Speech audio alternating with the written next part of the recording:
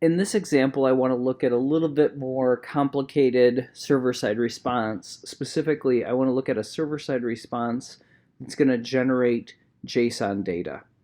So I'm going to start out with just an empty HTML page. The HTML page, I'm going to have a button. So I'm going to attach a button. The ID is going to be get JSON,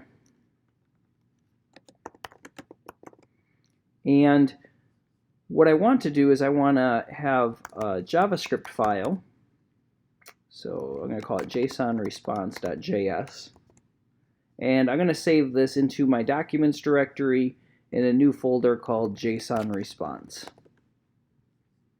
and then the file name itself will be index.html. And again, I'm running this through a web server, and the idea there is that if I use my web server, I can run some server-side code. So I'm going to go to the JSON response folder. You'll see this button. If I look at my developer tools, and you can see the network traffic, let's refresh the page. All we're accessing is the HTML file and the JavaScript file. And the JavaScript file doesn't exist yet, so we're getting that red text. Let's go ahead and create this JSON response file.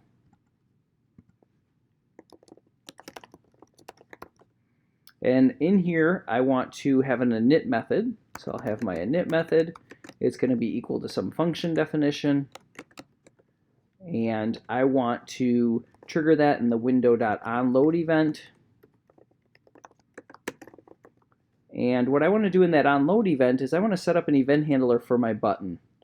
So I'm going to have a variable for my button. So I'm going to use document.querySelector. I'll pass in my CSS selector, and we called it JSON response or get JSON. So that's a reference to my button. And then I'm going to add an event listener to my button. The event listener that I'm listening for is click. And the method that I want to trigger is JSON event. Okay, so I'm going to go ahead and define that JSON event that'll get triggered with my button click. So here's my JSON event. It's going to be equal to some function definition. And for now, we just want to make sure things are wired up correctly. Here's my JSON event. Okay, so if we refresh the page, you'll notice that my network traffic looks good now. And if I go to my console, when I click on that button, you'll see that that JSON event gets triggered. Okay, what the JSON event should do in this case is I want it to interact with some server-side code. So I want to make an XMLHttpRequest request to the server. And what I'm going to get back from the server is instead of getting back plain text, I'm going to get back a complex set of data. Okay, so I'm not so worried about what the data is, but I want to make that XML HTTP request to some complex data. So to give you an idea of what that data is, let's go ahead and create it. So I'm going to have a new file called people.php. Okay, so here's my PHP script. I want to create a couple of people, and the way I'm going to create people is I'm going to have a variable called people. It's going to be an array. And then in the people array, I want to have some people objects. So I'm going to say at this index, at the next available index, is equal to some other array. And this is going to be an associative array. So each person is going to have an ID, so one, and a name. So Bill Gates. And then I can just copy and paste this a couple times. So we have a couple of people objects, 2, 3, and 4. So we say Steve Jobs, and Jeff Bezos, and Elon Musk. Okay, so I have a collection of objects nested inside a collection of people. And then what I should be able to do then, because I'm using PHP, there's a method that'll take this PHP object, this collection of people, and it'll convert those people objects into a a JSON object. And I think I have the syntax wrong here. I don't think I can use square brackets. I think I have to say that this is actually an array. So when I copied and pasted it, I copied and pasted the wrong stuff, so that's the penalty I pay. So then I should be able to just copy this array. As I was looking at it, the syntax just didn't look quite right, so I'm having an array. And then I'm going to output all of those people, and I'm going to use the built-in functionality in JSON or in PHP, which is this JSON encode method, which will take a PHP object and convert it to JSON for me.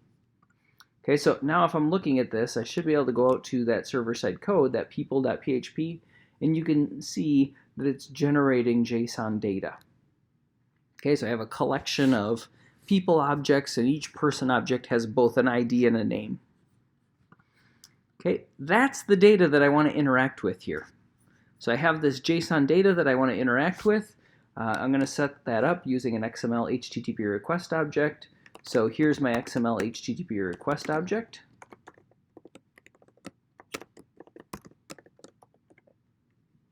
We are going to have a specific URL that we want to interact with, which is people.php. And then all I have to do is open the request, specify my HTTP method, either get or post in this case, to my URL, and then I have to send the request. I'm not sending any data with it.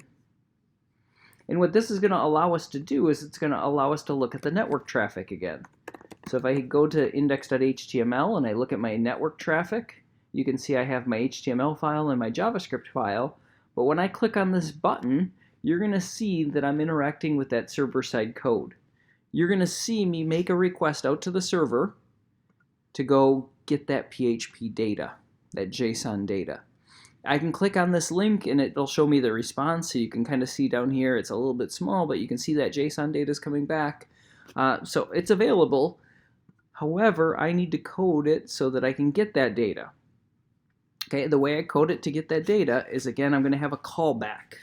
So I'm going to define my callback here, indicating that, hey, what should I do with this data once it's available for me to actually work with? So on ready state change is equal to some function definition. If the ready state is equal to 4, meaning my data is actually ready, I'm not going through the process of getting my data from the server. So if the ready state is 4 and my data is actually ready, then I can log the response text. Okay, and then if I look at my console now, every time I click on the button, I can go get that JSON data. So every time I click on that button, so I've clicked on it 3 times, what I'm doing is I'm saying go out to the server, go specifically to this people.php URL. That people.php URL executes some code. So we go back, we're over here. We execute some code. That code generates some JSON data. And we get that JSON response, and we can deal with that JSON response. So instead of dealing with the JSON response like we have, what if we wanted to loop through all of the people and output their names? Okay, so just a simple for loop. Okay, and I'm going to use a for loop, and eventually in this course we'll get away from for loops because we have an array and there's easier ways to do that. But for now, I'm just going to use a simple for loop. So I'm going to have a for loop for 0 equal to the length of this array of people. So for let I equal to 0, I less than my xhr.response text, which is this JSON data, dot length. And I guess it probably makes sense for me to have a variable called people, which is my data. So I'm going to say while I is less than people.length, I plus plus. So just a simple for loop, and what we want to do is we want to log people at index I dot name. Okay, so we go ahead and refresh this, and we want to log that, and you'll notice that we get 116 undefined messages. Okay, and the reason for that This is really kind of a tricky problem, but what ends up happening is this response text is not JSON. Okay, even though we saw the network traffic and we saw, like if I look at the network traffic, we can see the response is JSON data. And that is the case, but this response text is not JSON data. What it is it's a string that contains JSON data. Okay, and there's a little bit of a difference. It's a string. So I go back over to my console. My for loop, the logic was just fine. For I equal to 0, people.length, there's 4 people. I should be able to get the names of each. But that's not what happened. What happened is really I'm using a for loop to iterate through each character in that string. And there's 116 characters in my JSON string of data. Obviously, that's not how I want to work with my JSON data. I don't want to treat my JSON data as a string and figure out where the beginning and ending curly braces are or the key value pairs. I want to work with it as a JavaScript object as opposed to a string. The one additional step that I have to take now is I have to say I want to use this JSON.parse method. And what the JSON.parse method does is it says take that string of JSON data and parse it into a JSON object. Okay, so no longer a string. Response text was a string. It's no longer a string. Now it's a JSON object called people. And people is going to have a length. So I go ahead and refresh this. Now you can see that I'm able to grab the names of each of those individual people objects that came back from JSON. Okay, really easy to work with. If I wanted to get the IDs, I can use the ID property. That works just great. If I want the name and the ID, that's fine. If this JSON gets more complicated, that's fine. The only thing I have to do is when that response comes back from an API or from my server-side code, this response text is a string, and I don't want to work with it as a string. I want to work with it as an actual JSON object. I have to convert that string to a JavaScript object. That's where the JSON.parse comes in. Once I use the JSON.parse, I'm in the clear. I can work with the data like I normally would.